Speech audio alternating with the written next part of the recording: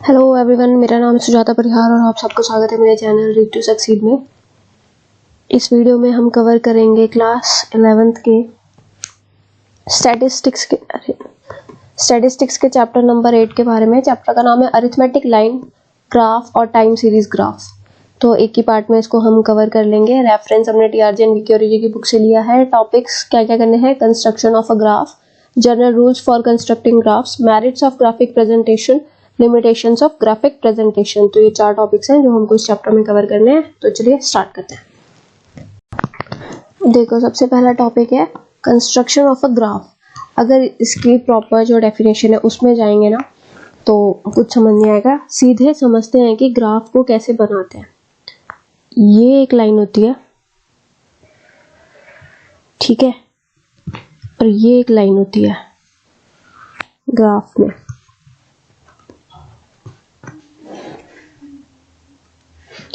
ये जो लाइन है, ठीक है, इसको हम बोलते हैं ऑर्डिनेट।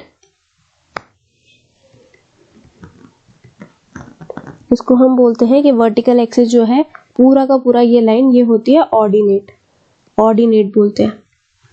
और ये जो हॉरिजॉन्टल लाइन है ये वाली, इसको हम बोलते हैं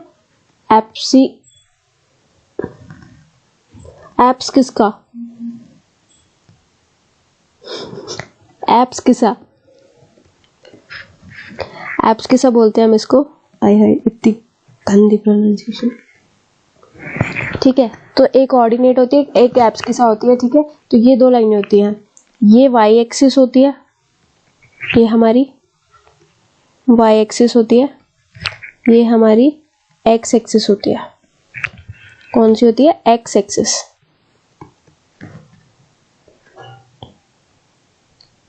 ठीक है। अब देखो, इसको हम बोलते हैं, ये वाले एरिया को क्वाड्रेंट 1। ये वाला होता है हमारा क्वाड्रेंट 2। ये होता है हमारा क्वाड्रेंट 3। ये होता है हमारा क्वाड्रेंट 4। और ये पूरा जो आप बनाते हो ना, एक ग्राफ पेपर आता है, कुछ इस तरीके की लाइनें होती है उसमें, ऐसे ऐसे सा उसमें आप बनाते हो, ठीक है। ये तो अभी प्लेन पेपर पे मैं ऐसे समझाने के लिए बता रही हूँ, पर ग्राफ पेपर पे पूरी ऐसी ऐसी इस तरीके से लाइनें बनी होती हैं, उस पे आप अपना ग्राफ बनाते हो। और एक और चीज इसमें, ये जो पॉइंट होता है इसको हम नाम दे देते हैं O, और ये होता है पॉइंट ऑफ ओरिजिन।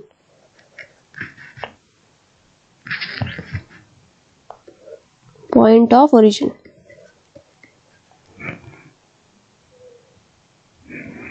और एक चीज और होती है,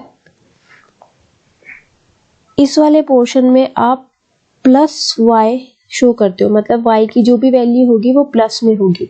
यहाँ पे y की वैल्यू जो भी होगी वो माइनस में होगी। यहाँ पे आप प्लस x की वैल्यू शो करते हो, x एक्सिस है ना, क्योंकि इसमें प्लस x की वैल्यू शो करते हो, और यहाँ पे जो x की वैल्यू होगी वो माइनस में होगी। यहाँ पॉजिटिव y या नेगेटिव y, या पॉजिटिव x या नेगेटिव x। तो ये आपका पूरा ग्राफ बनता है इस तरीके से। जो ये y एक्सिस वाली लाइन है पूरी, इसको ऑर्डिनेट बोलते हैं। x एक्सिस वाली लाइन को एब्सकिसा बोलते हैं। ये पॉइंट ऑफ ओरिजिन होता है। ये क्वाड्रेंट 1, 2, 3, 4 ये क्वाड्रेंट के नाम होते हैं। ये पॉजिटिव यहाँ पे हम शो करते हैं वैल्यू, यहाँ पे x की पॉजिटिव वैल्यू शो करते हैं, यहाँ पे y की नेगेटिव वैल्यू शो करते हैं, यहाँ पे x की नेगेटिव वैल्यू शो करते हैं। तो आपका ग्राफ कुछ इस तरीके से बनता है, ठीक है। तो यही है, इसकी डेफिनेशन लिखने लगोगे तो बस हो गया, आएगी भी नहीं, पर ग्राफ इस तरीके से कंस्ट्रक्ट किया जाता है। रूल्स क्या क्या होते हैं ग्राफ को कंस्ट्रक्ट करने के लिए वो पढ़ते हैं। सबसे पहला आता है हेडिंग। जब भी आप कोई ग्राफ बना रहे हैं या आपने ग्राफ बनाया, तो इसके ऊपर आप यहाँ पे इसकी हेडिंग दे दो कि ये ग्राफ बताना क्या चाहता है। जैसे कि मार्क्स ऑफ स्टूडेंट्स है, कि स्टूडेंट्स के मार्क्स बताना चाहता है हमें क्लास 1 के, या 2 क्लास कंपैरिजन कर रहे हैं 1 और 2 के, या ईयर का कंपैरिजन कर रहे हैं वो, ठीक है। जो भी आप वाई एक्सिस में वैल्यू रखोगे उसकी वाई एक्सिस की वैल्यू आप यहाँ बताओगे, आपके आपने यहाँ पे क्या रखा है, आप यहाँ अपने मार्क्स रखे हैं, ठीक है। ये आप बताओगे कि कितने मार्क्स। एक्स एक्सिस में आपने क्या रखा है, नंबर ऑफ स्टूडेंट्स रखे हैं, जो भी आपने रखा है एक तो वो सारी चीजें आप बताओगे और स्पेशली ऊपर हेडिंग दोगे कि आप बताना क्या चाह रहे हो। 2020 के इस पर्टिकुलर क्लास के, 2022 के या 2023 के इस पर्टिकुलर क्लास के हम मार्क्स बताना चाह रहे हैं, तो आपको हेडिंग देना बहुत जरूरी है। Every graph must have a suitable and precise heading. Heading must be self-explanatory about the nature of information in the graph. Self-explanatory होनी चाहिए कि ग्राफ का नेचर कैसा है, क्या ग्राफ हमें बताना चाह रहा है। नेक्स्ट आते हैं चॉइस ऑफ स्केल, कि जैसे आप ये ग्राफ बना रहे हो, ठीक है, ये आप यहाँ पे आप 0 रखते हो हमेशा, उसके बाद आप कितना यहाँ पे गैप देना चाहते हो, आप स्केल का तो आपका चॉइस ऑफ स्केल कैसा है वो आपको देखना पड़ेगा कि आप 5-5 का गैप ले रहे हो, ठीक है, यहाँ पे भी आप 5-5 का गैप ले रहे हो, तो वो आपको देखना है कि आप 5-5 का गैप ले रहे हो या 0, 1, 2, 3, 1 का गैप ले रहे हो, या फिर आप सीधे 100, 200 कितना गैप ले रहे हो, आपका स्केल की चॉइस क्या है वो आपको ध्यान में रखना है अपने डाटा के अकॉर्डिंग कि आपको आपका डाटा क्या कहना चाह रहा है। आपको डाटा दिया हुआ है, मार्क्स है बच्चों के, मान लो कि एक के 5 है, एक के 6 है, एक के 10 है, एक के 15 है, एक के 20 है, एक के 12 है, तो आप यहाँ देख रहे हो जो गैप है ना उसके हिसाब से आपको मेरे हिसाब से 5-5 का गैप ले लेना चाहिए, ठीक है, 5-5 का गैप ले लेना चाहिए। अगर आप इसमें गैप लेने लग जाओगे सीधे 10-10 का, तो 2 ही वैल्यू आएगी और यहीं पे आप सारा अपना डाटा फिक्स करते रह जाओगे। तो आपको आपके डाटा के अकॉर्डिंग ये देखना पड़ेगा कि आपको जो गैप लेना है वो कितना लेना है, किस हिसाब से लेना है। अब मार्क्स आपको दिए हुए 1, 3, 5, 7, तो आपको 1-1 का गैप में चलेगा। मार्क्स आपको दिया 100, 350, 700, तो यहाँ पे आपको 100 का गैप लेना पड़ेगा। तो आपको टेबल के अकॉर्डिंग जो भी आपको डाटा दिया उसके अकॉर्डिंग ये डिसाइड करना है कि आपको गैप कितने का लेना है, आपके स्केल की जो चॉइस है वो कितनी रखनी है। One should fix N appropriate scale on which data should be presented. आप एप्रोप्रिएट स्केल चूज करो जिसपे आप डाटा प्रेजेंट करोगे। N appropriate scale is the one by which the entire data easily represented by the graph. The graph should be on the middle of the graph paper to make it attractive। जैसे ये graph paper होता है ना आपका, इस तरीके का होता है कुछ ग्राफ पेपर ऐसे, तो जब भी आप ग्राफ बनाएं तो उस ग्राफ पेपर के मिडिल में बनाएं, यहाँ से ऐसे बीच में आप बनाना शुरू करें, कोने से स्टार्ट ना करें, ठीक है। तो अगर आप बीच से बनाएंगे तो अट्रैक्टिव लगता है थोड़ा। प्रोपोर्शन ऑफ एक्सिस, देखो इसमें क्या है कि जो लेंथ होती है ना आपकी एक्स एक्सिस की, ये एक्स एक्सिस की लेंथ होती है ना, ठीक है, ये 1.5 1.5 गुना होनी चाहिए, ज्यादा 1.5 गुना ज्यादा होनी चाहिए आपके वाई एक्सिस की प्रोपोर्शन से। मतलब जो आपका वाई एक्सिस का प्रोपोर्शन होगा उससे ज्यादा होनी चाहिए, क्योंकि आप इस पे आप ऐसे करके डाटा शो करने लगेंगे, ये बार ग्राफ बनाएंगे या मतलब एरो लगाएंगे, तो उसमें ना ज्यादा आपको एरिया चाहिए होता है अपनी डाटा को शो करने के लिए। तो ये मतलब 1.5 गुना ज्यादा होना चाहिए, ठीक है, 1.5 टाइम्स ज्यादा होना चाहिए वाई एक्सिस के मुकाबले इसकी लेंथ। नेक्स्ट आता है method of plotting the points, कि आप जो पॉइंट्स प्लॉट कर रहे हो उसका मेथड क्या है, हमको पता है उसका मेथड।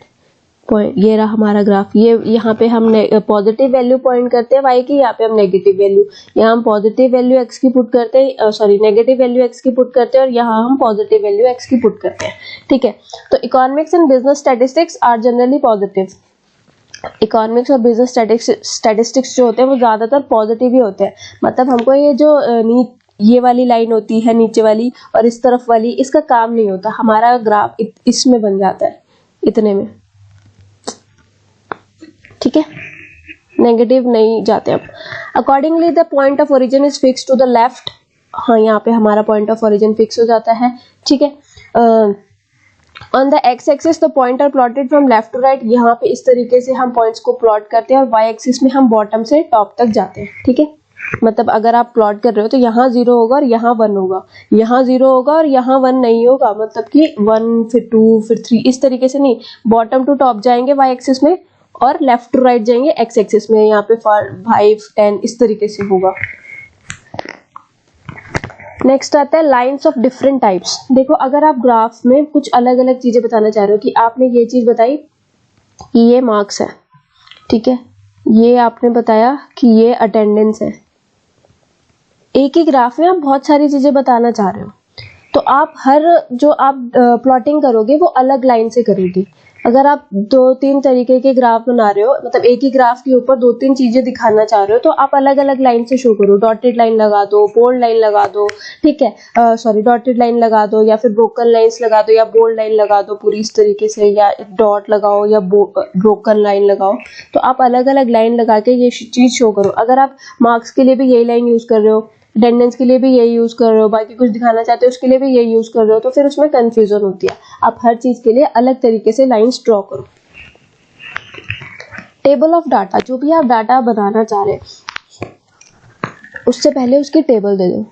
मार्क्स बताना चाह रहे हैं आप, तो उससे पहले उसकी टेबल दे दो कि ये मार्क्स हैं 5, 10, 15, 20, 25। पहले आप टेबल दे दो कि क्या है, जो भी आप डाटा बनाना चाह रहे हैं उससे पहले आप बता दो, टेबल दे दो। नंबर ऑफ स्टूडेंट्स हो गए कि 5 नंबर कितने, 1 के आए, 2 के, 3 के, ये आप इस तरीके से पूरी टेबल बता दो ताकि जो आप ग्राफ बनाना रहे वो इजी हो जाए, ठीक है, और ग्राफ की वेरिफिकेशन भी हो जाए। Use of false base line. False base line मतलब इस तरीके से हम यहाँ पे ऐसे लाइन कट कर देते हैं, या फिर हम इस तरीके से लाइन कट कर देते हैं। इसका क्या मतलब होता है, करते नहीं है वैसे जनरली, बट ये करनी चाहिए कि अगर जो आपका गैप है ना, मान लो आपको डाटा बनाना है, ये तो आपको 0 ही रखना पड़ेगा, ये आपको पता है। आपका गैप बहुत ज्यादा है, मान लो आपको 35,000 से शुरू हो रहा है, तो आपको इस तरीके की लाइन बनानी पड़ेगी। और यहाँ पे भी आपका गैप बहुत ज्यादा है, 35,000, 40,000 इस तरीके से शुरू हो रहा है, तो कुछ मतलब अलग तरीके से आपको ये शो करना पड़ेगा। इस तरीके की लाइन बना दो, ये डबल डॉटेड लाइन बना दो, ठीक है। तो आपको ऐसे बताना पड़ेगा कि अगर आपके डिफरेंस स्मॉलेस्ट वैल्यू और 0 के बीच में जो भी आपकी स्मॉलेस्ट वैल्यू गिवन है आपको आपका जो डाटा है वो 35,000 से शुरू ही हो रहा है, तो स्मॉलेस्ट वैल्यू हो गई। मान लो हमने ये बताना था कि प्रोडक्शन कितनी हुई है एक पर्टिकुलर ईयर में, तो सबसे एक जगह 35,000 हुई है, एक 45,000 हुई है, एक 55,000 हुए, तो 35,000 आपकी स्मॉलेस्ट वैल्यू हो गई। स्मॉलेस्ट वैल्यू आपने यहाँ पुट करनी है। अगर आप यहाँ पे आप 5-5 का गैप लोगे क्या, 35,000, 55,000 जाने के लिए, या 10-10 का लोगे, 100 का लोगे, 1000 का भी नहीं ले सकते, इतना ज्यादा है, ठीक है। तो आप जो आपके जो गैप होगा वो अगर बहुत ज्यादा है तो आप इस तरीके की लाइंस शो करेंगे। टू ड्रॉ अ लाइन और कर्व, जैसे कि मैंने बताया कि अगर आपको मतलब जैसे कि ये है, यहाँ पे आपने इस पॉइंट पे लगाया कि ये यहाँ पर है, इस वाले का लगाया कि ये यहाँ पर है, इस वाले का लगाया कि ये यहाँ है, इस वाले का लगाया कि ये यहाँ है। इस तरीके से ना आप इसको ड्रॉ करोगे ना, तो ये आपकी जो थिकनेस है, इस पॉइंट को शो करने की थिकनेस, इन पॉइंट्स को शो करने की, लाइन को ड्रॉ करने की थिकनेस, ये अलग नहीं होनी चाहिए, डिफरेंट नहीं होनी चाहिए। It should not be different thickness at its different points. अलग अलग पॉइंट पे आप अलग अलग तरीके से नहीं दिखाओगे कि यहाँ पे ये इस तरीके से दिखा दिया, यहाँ ऐसे दिखा दिया, ठीक है, यहाँ ऐसे दिखा दिया, यहाँ ऐसे दिखा दिया, फिर उसको आप ऐसे ऐसे करके ज्वाइन कर, नहीं, ऐसे शो कर रहे हो, इस तरीके से शो कर रहे हो, तो ऐसे ही शो करोगे और उसको इसी तरीके से ऐसे करके ज्वाइन करोगे, ठीक है। देखो अब एक एग्जांपल ले लेते हैं, वन वेरिएबल ग्राफ का एक एग्जांपल ले लेते हैं। जैसे कि मान लो मंथ है और हमको दिया प्रोडक्शन कि किस किस मंथ में कितनी प्रोडक्शन हुई है, जैन, फेब, मार्च, अप्रैल, मई, जून। तो जैन में हुई है 5 क्विंटल्स में दिए 5 क्विंटल, पहले लिख देती हूँ। फेब में ये 7.5, फिर 5, फिर 10, फिर 12.5, फिर 15। अब सबसे पहला काम क्या है, सबसे पहले तो आप ये देखो,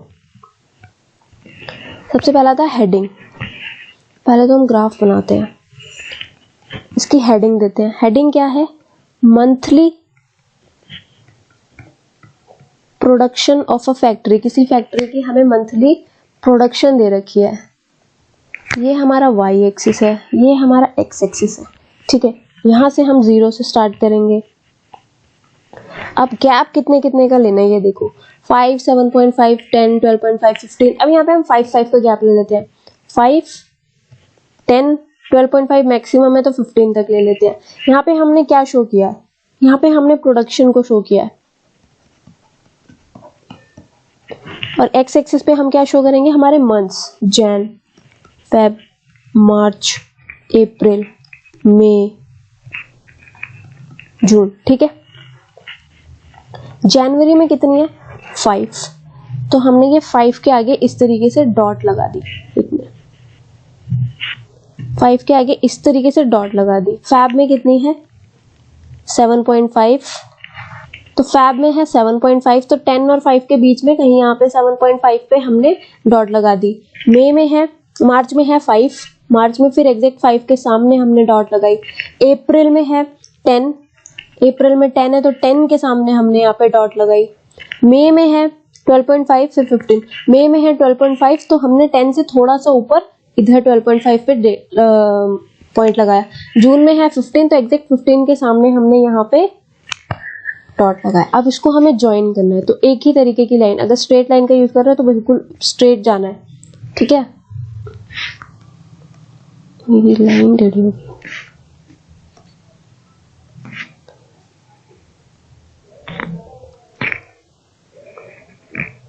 चलो मेरे से थोड़ा टेढ़ा बना है, तुम सीधे बनाना।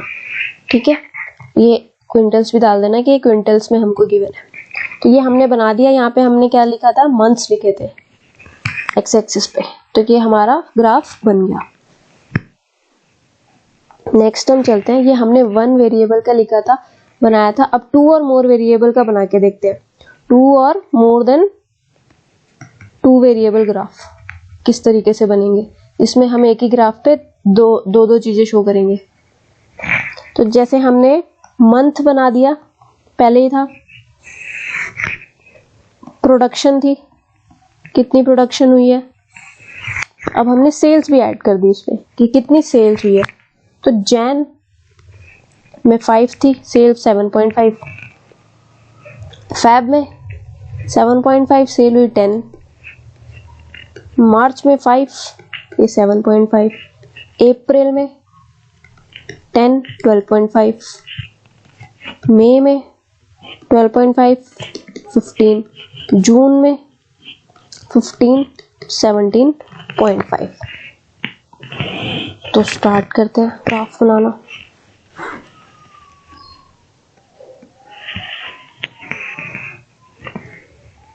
हेडिंग डाल देते हैं, मंथली प्रोडक्शन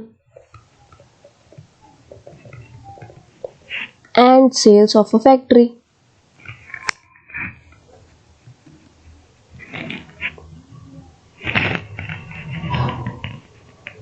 यहाँ पे 0, गैप कितने कितने का लें, देखो 5, 6, 7.5, 12, 15, 17, 5 का ले लेते हैं। 5 इस बार 17.5 हाईएस्ट है, तो हम एक काम करते हैं 20 तक चले जाते हैं। ये हमारा वाई एक्सिस है, यहाँ पे हमने प्रोडक्शन एंड सेल्स लिया है। यहाँ पे हमारे मंथ्स हैं, जैन, फेब, मार्च, अप्रैल, मई, जून। ठीक है, मंथ्स हमने यहाँ पे लिए हुए। चलो अब जोड़ देते हैं। ये एक बार फोटो खींच लो, स्क्रीनशॉट ले लो। ठीक है, देखो जनवरी में थी प्रोडक्शन, पहले प्रोडक्शन को ड्रॉ करते हैं। जनवरी में प्रोडक्शन 5 थी, फरवरी में प्रोडक्शन थी हमारी 7.5, मार्च में प्रोडक्शन थी हमारी 5, अप्रैल में प्रोडक्शन थी हमारी 10, मई में प्रोडक्शन थी हमारी 12.5, जून में प्रोडक्शन थी हमारी 15। तो ये हमने इस तरीके से बनाया था, एंड शो ना हो जाए।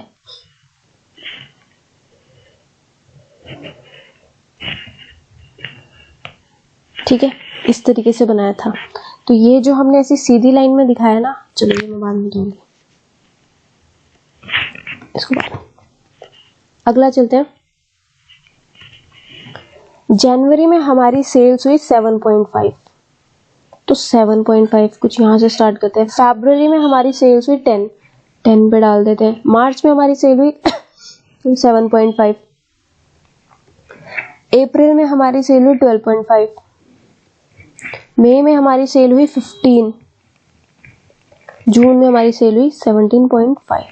तो ये हम बनाएंगे, बिल्कुल स्ट्रेट लाइन नहीं बनाएंगे, ब्रोकन लाइंस में बना देते हैं इसको। तो जो ये ब्रोकन लाइंस है ये सेल्स शो कर रहे हैं, और जो ये स्ट्रेट लाइन है ये प्रोडक्शन की है। ये भी हमको हमारे ग्राफ में मेंशन करना है कि ब्रोकन लाइंस किसकी है और ये स्ट्रेट लाइन किसकी है। ठीक है, अलग अलग कलर से किया है तो अलग अलग कलर से ही वो चीज को आपको शो करना है। ठीक है, तो ये डबल वाला बन गया हमारा graph. General rules for constructing graph, या फिर हम बोल सकते हैं डायग्राम्स। डायग्राम्स या ग्राफ बनाने के लिए जनरल रूल्स जो हमने अभी पढ़े थे सेम वही है।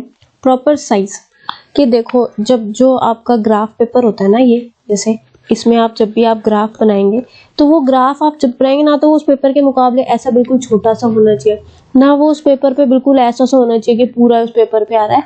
तो ना तो बहुत ज्यादा बड़ा होना चाहिए ना बहुत ज्यादा छोटा होना चाहिए,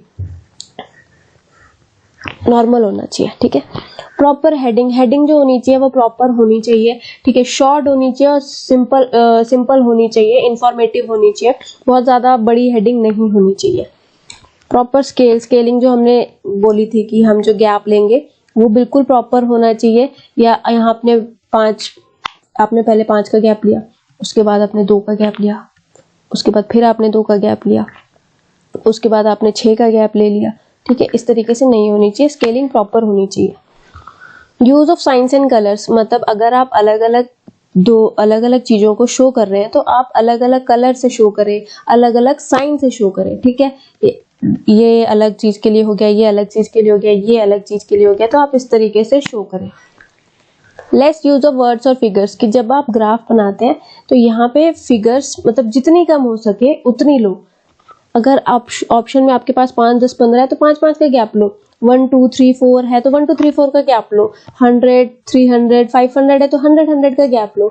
अब ये नहीं कि ऑप्शन में आपके पास है 5, 10, 15 और आप एक का गैप ले रहे हैं 1, 2, 3, 4, 5, 6, 7, 8, 15 तक पूरा नहीं। जो आप वर्ड्स यूज करेंगे, फिगर्स यूज करेंगे वो भी कम करेंगे, और जो वर्ड्स आप लिखेंगे जैसे कि यहाँ पे आपने प्रोडक्शन दिया है तो बस प्रोडक्शन मंथ ऐसे लिख के छोड़ दो, पूरा मत लिखो कि production of factory this year, इस पे मतलब कि ठीक है इतना नहीं। लेस यूज ऑफ वर्ड्स होने चाहिए और फिगर्स होने चाहिए। ड्राइंग द बॉर्डर, देखिए जैसे कि ये आपका ग्राफ है, यहाँ पे आपने ये बनाया अपना जो आपका ग्राफ, तो इसके जो बॉर्डर्स है ना उसको बॉर्डर को ड्रॉ करो। जब आप उसके बॉर्डर ड्रॉ करते हो ना तो वो अच्छा लगता है, अट्रैक्टिव लगता है। सिंपल होना चाहिए, जो ग्राफ होना चाहिए बिल्कुल सिंपल होना चाहिए, कॉम्प्लेक्स नहीं होना चाहिए और ऑफेंडिंग नहीं होना चाहिए, मतलब कि ज्यादा भीड़ भड़क्का नहीं होना चाहिए, जो मैंने अभी बताया जिस तरीके से कि भरा भरा सा नहीं होना चाहिए, बहुत इजीली समझ आ जाने वाला होना चाहिए आपका graph. From left to right और बॉटम टू टॉप, कि मतलब जब आप एक्स एक्सिस में शो करेंगे तो आप लेफ्ट टू राइट जाएंगे 5, 10, 15, और जब आप वाई एक्सिस में शो करेंगे तो आप बॉटम टू टॉप जाएंगे, यहाँ नीचे 5, फिर 10, फिर 15। ठीक है, इस तरीके से आप अपने डाटा को शो करेंगे। स्टेटमेंट ऑफ डाटा, मतलब data which constitute the basis of diagram graph should be clearly stated, कि मतलब आप क्या बताना चाह रहे हो ग्राफ में वो क्लियरली होना चाहिए कि इस तरफ आपने प्रोडक्शन बताई है, इस तरफ आपने मंथ बताए हैं। ठीक है, तो ये पूरी तरीके से क्लियरली आपको दिखना चाहिए। अट्रैक्टिव और इफेक्टिव होना चाहिए ग्राफ आपका, अट्रैक्टिव इफेक्टिव होना चाहिए कि किसी को आप दें कि आप ये ग्राफ समझो तो वो इजीली समझ जाए, उसको देखने में भी अच्छा लगे कि हाँ बड़ा नीट एंड क्लीन ग्राफ है और जो उसमें समझाया गया बहुत आसान भाषा में समझाया गया है, तो वो अट्रैक्टिव और इफेक्टिव दोनों होना चाहिए। थर्ड टॉपिक आता है अब हमारा merits of graphic presentation. Graphic presentation के मेरिट्स, फायदे क्या क्या होते हैं ग्राफिक प्रेजेंटेशन या डायग्रामेटिक प्रेजेंटेशन हम बोल सकते हैं कि इनके फायदे क्या क्या होते हैं। देखो, एक सिंपल और अंडरस्टैंडेबल इंफॉर्मेशन आप उससे निकाल सकते हो। आपने ऐसे ऐसे डाटा देखा, अच्छा इतने ईयर्स यहाँ पे दिया है, प्रोडक्शन यहाँ पे दिए, तो अच्छा इस साल इतनी प्रोडक्शन, इस साल इतनी प्रोडक्शन, इस साल, बहुत इजीली आप समझ जाओगे वो चीज को कि क्या वो दिखाना चाहता है। ठीक है, बहुत ज्यादा कॉम्प्लेक्स स्टैटिस्टिकल इंफॉर्मेशन को भी आप बहुत सिंपल तरीके से आप दिखा सकते हो एक ग्राफ के ऊपर। ठीक है, और आप समझ भी सकते हो सिर्फ वो पिक्चर देख के, ग्राफ देख के। लास्टिंग इम्पैक्ट, जो डायग्रामेटिक और ग्राफिक प्रेजेंटेशन होते हैं ना, ये लास्टिंग इम्पैक्ट छोड़ती है रीडर के माइंड पे कि आप मतलब इंफॉर्मेशन को इतनी इजीली भूल नहीं सकते। अगर आप कोई इंफॉर्मेशन को टेबल की फॉर्म में देखोगे ना तो आप भूल जाओगे कि 5 10 5 10 15 लिखा था उसमें, लेकिन वही पिक्चर आप ऐसे डायग्राम की फॉर्म में देखोगे ना तो आप इतनी इजीली उसको नहीं भूलोगे, आपके माइंड में वो रहेगी। ठीक है। नो नीड ऑफ ट्रेनिंग और स्पेशलाइज नॉलेज, कि ग्राफ बनाने के लिए किसी को किसी तरीके की कोई स्पेशलाइज नॉलेज या ट्रेनिंग की जरूरत नहीं होती। मैंने सिखा दिया आपको, आपने सीख लिया, हो गए आप ट्रेन। ठीक है, तो इसमें किसी तरीके की कोई स्पेशलाइज नॉलेज की जरूरत नहीं होती। ग्राफ को पढ़ना बनाना दोनों ही इजी है। Attractive and effective means of presentation, graph जो होता है एक बहुत अट्रैक्टिव और इफेक्टिव मीन्स होता है प्रेजेंटेशन का। आप किसी भी प्रेजेंटेशन को बहुत अट्रैक्टिवली शो कर सकते हो और इफेक्टिवली शो कर सकते हो अगर आपको ठीक से ग्राफ बनाना आता है तो। क्विक कंपैरेटिव ग्लांस, कि अगर आपने एक ग्राफ पे दो चीजें दिखा रखी हैं तो आप उसको बहुत इजीली ऐसे कंपेयर कर लोगे, दोनों चीजों को आप बहुत इजीली कंपेयर कर लोगे कि आपने प्राइवेट सेक्टर के बारे में बता दिया कि ये कैसा सा है, या आपने पब्लिक सेक्टर के बारे में कुछ इन्फॉर्मेशन दे दी, तो आप दोनों चीजों को बहुत इजीली कंपेयर कर लोगे कि अच्छा प्राइवेट सेक्टर में ज्वाइनिंग, मान लो यहाँ पे हमने दे रखी कि कितनी कितनी ज्वाइनिंग हुई, एक प्राइवेट सेक्टर का एक पब्लिक सेक्टर का हमने बता दिया था, और यहाँ पे हमने ज्वाइनिंग बता दी कि अच्छा प्राइवेट सेक्टर में इतनी ज्वाइनिंग हुई इस साल। यहाँ पे ईयर्स बताए हमने, सॉरी ईयर्स बता दिए 2020, 2021, 2022 ऐसे हमने करके, चलो एक मिनट, यहाँ पे हमने बता दिया 2020, 2021, 2022 ये हमने बता दिया 5 10 15 0। यहाँ पे बता दिया 2021 में प्राइवेट सेक्टर में इतने हुए थे, 10 हुए थे पब्लिक सेक्टर में, इस तरीके से हमने बता दिया, उसको हमने ज्वाइन कर दिया। जैसे सीधी लाइन ज्वाइन करी प्राइवेट सेक्टर की, ऐसे ये वाली दूसरी वाली लाइन पब्लिक सेक्टर की, तो आप इसमें कंपैरिजन बहुत इजीली कर सकते हो। ठीक है। इंफॉर्मेटिव एंड एंटरटेनिंग, जो ग्राफ होते हैं ना वो इंफॉर्मेटिव तो होते ही हैं, बट आप जिस तरीके से उसको प्रेजेंट करते हो, मतलब आप शुरू में ग्राफ बनाना शुरू करोगे, डायग्राम बनाना शुरू करोगे तो आपको बड़ा मजा आएगा, तो वो एंटरटेनिंग भी होती है और इंफॉर्मेटिव भी होती है। लोकेशन ऑफ एवरेज, मतलब कि मोड मीडियन, आप इसको मतलब बहुत इजीली आप अपनी वैल्यूज को पुट कर सकते हो ग्राफ में। स्टडी ऑफ कोरिलेशन, आप दो चीजों के बीच में रिलेशन स्टडी कर सकते हो।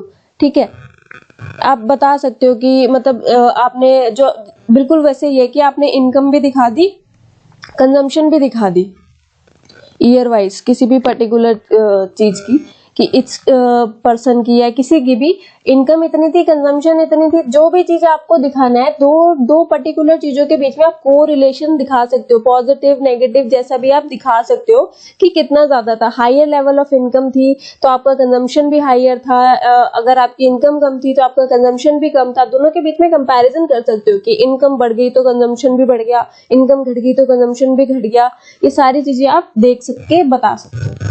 लास्ट टॉपिक आता है इस चैप्टर से, limitation of graphic presentation. Graphic presentation के कुछ लिमिटेशन भी होते हैं। लिमिटेड यूज, कि अगर आपको बहुत ज्यादा बड़ा डाटा दे दिया, बहुत बड़ा, आप एक कितना बड़ा ग्राफ बना लोगे, मतलब इस लैपटॉप की स्क्रीन जितना, कितना बड़ा ग्राफ आप बना लोगे, और जितना बड़ा ग्राफ बनता जाएगा वो उसका यूज उतना फायदा नहीं रहेगा, फिर कंपैरिजन करना, उसको समझना उतना इजी नहीं रहेगा। तो इसका जो यूज है ना वो बहुत लिमिटेड है, एक लिमिटेड पॉइंट तक हम उसको बना सकते हैं। और ये लोग झूठी, जो आपको एडवर्टीजमेंट्स वगैरह में दिखता है ना, मतलब मिसयूज भी होता है ग्राफ का, कि आपको झूठे फैक्ट्स दिखा देंगे, स्टैटिस्टिकल फैक्ट्स जो होंगे वो असली नहीं होंगे, झूठी चीजें आपको दिखा देंगे। डायग्राम उन्होंने खुद बनाया, जितनी मर्जी वैल्यू पुट कर दो, क्या जा रहा है। ठीक है, तो मिसयूज भी होता है। ओनली प्रिलिमिनरी कंक्लूजन्स, सिर्फ प्रिलिमिनरी कंक्लूजन्स निकलते हैं इसमें। ठीक है, फाइनल कंक्लूजन हम नहीं निकालते, कि अगर हम ग्राफ देख के किसी चीज के लिए फाइनल कंक्लूजन निकालते नहीं। स्टार्टिंग के लिए, प्रिलिमिनरी स्टेज के लिए हम इसको यूज कर सकते हैं।